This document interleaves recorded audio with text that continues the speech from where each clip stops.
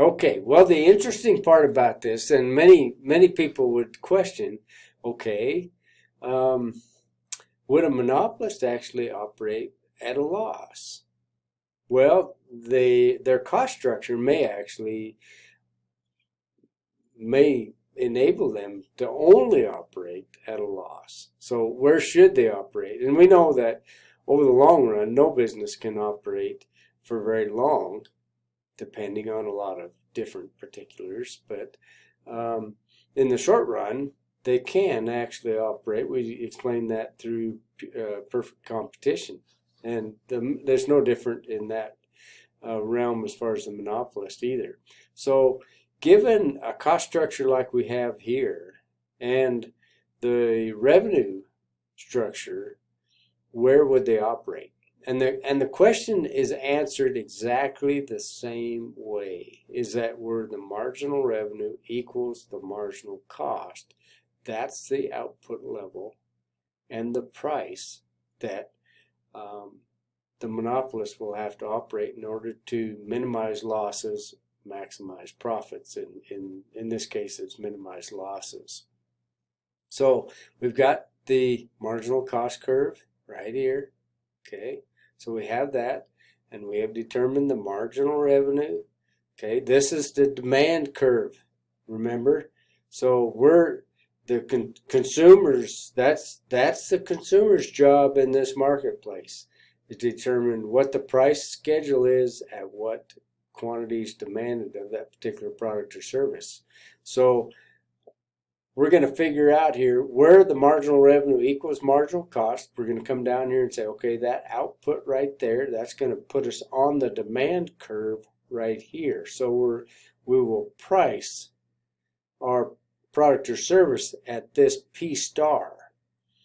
Now, we can see right from our cost structure, our average total cost, at this level of output, we're actually below the average total cost curve. So we will lose this amount from here to here per unit of output. Or in total, our loss will be this full rectangle above what our price times quantity for total revenue would be. So that is how a monopolist would actually minimize their losses, the same way. And in this marketplace, hopefully things will change where their cost structures, they're going to have to cut costs somehow in order to make or flatten out their revenue stream, a revenue curve, in order to actually have the ability to make a profit. And typically they do that. They might cut back on labor in some cases in order to do that. We see large corporate type entities do that all the time.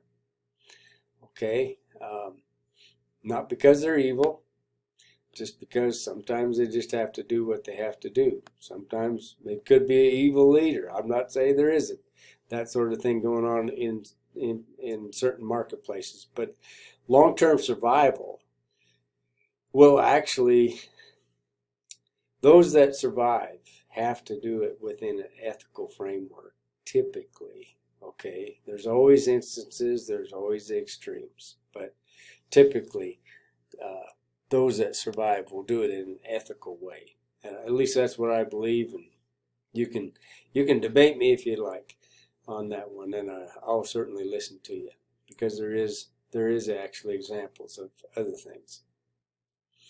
Okay, so again, we just want to emphasize the fact that in monopoly performance, we're going to get higher prices, we're going to get less product, and you could see it from the curves that we've shown you, that as we compare them to a perfectly competitive marketplace, we're actually going to get less output because of the fact that typically monopolists have they have the ability and the barriers from outside competition coming in. So they have a better ability, a more genuine ability to actually take a profit out of the marketplace. Okay, so there'll be less product, there'll be transfer of that wealth from consumer to the monopolist. Okay. Now, we didn't go into this part of this on the locational geographic monopolies. In most cases, with a small community, it is preferable to have a hardware store, one bar, one restaurant, and having those monopoly entities and those marketplaces within small communities. Or else, if somebody comes in there, there's just not enough business to go around, and they might kill them both rather than actually have the abilities to service at least the population base of that small area. So in a lot of cases, those small localized type of marketplaces are there for a reason. And the monopolist is probably one of the best ways to service those consumers that are within that marketplace.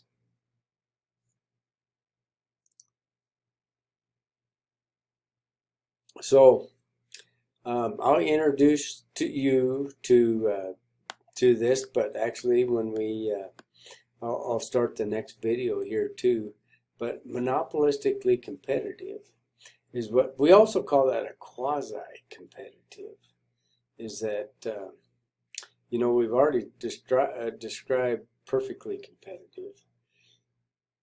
What we're trying to do is it can be on one end of the spectrum of this particular part of the spectrum of monopolistically competitive, is that they're almost perfect substitutes. And we've actually talked about these things. Campbell's Soup and Great Value, I'm not sure if they are, but they could be made in the exact same plant. They might be, out of the same batch, but put in a different can. So, I mean, they are so close to the same product, other than the actual can they go in or the label that's put on them, that the only differentiation that we make between those products is the fact that they have a different label. And the perception in the marketplace for consumers, at least enough of them, is that they're a higher quality product, that they taste better, that they're better for you, that they're more fortified, they're blah, blah, blah, a long list of things that might be put out there. So a monopolistically competitive marketplace can be just very close substitutes with very subtle differences. But the consumer out there, at least a large enough number of them, are actually perceive them to be different. So it's interesting. And when we get into small business, typically we follow the lead of others that have gone before us. Kind of sounds like a Star Wars thing. But we might figure out something to sell that somebody has been selling for many, many years. But we figure out how to do it better, at least in our space. And this is really an interesting part for me. I mean, Beverly, you had a music store and did some, surrounding services around that.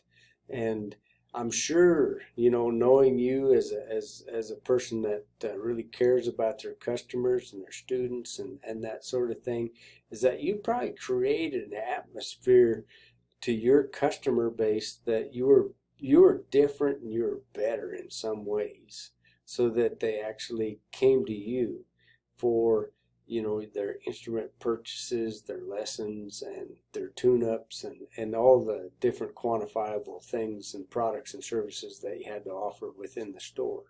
So, but there were probably some other music stores. I'm not so sure how many are in the Casper region at this time, but maybe very few. It might be getting pretty tough to compete with outside sources at this time. But anyway, when we do start up these things, the main ingredient is that we actually have to give our customers a reason, or that our product is a little bit different. And for that little difference, there is a possibility for at least a while we can actually charge a different price, possibly a premium. to what the market would offer if we were exactly a homogeneous type of a product.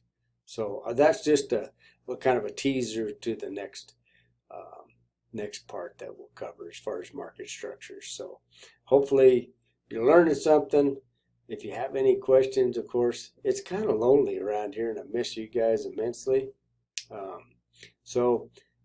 Even if you don't have a question, you can always call me. Maybe I'll give you a question to ask me. You never know. All right. Take care.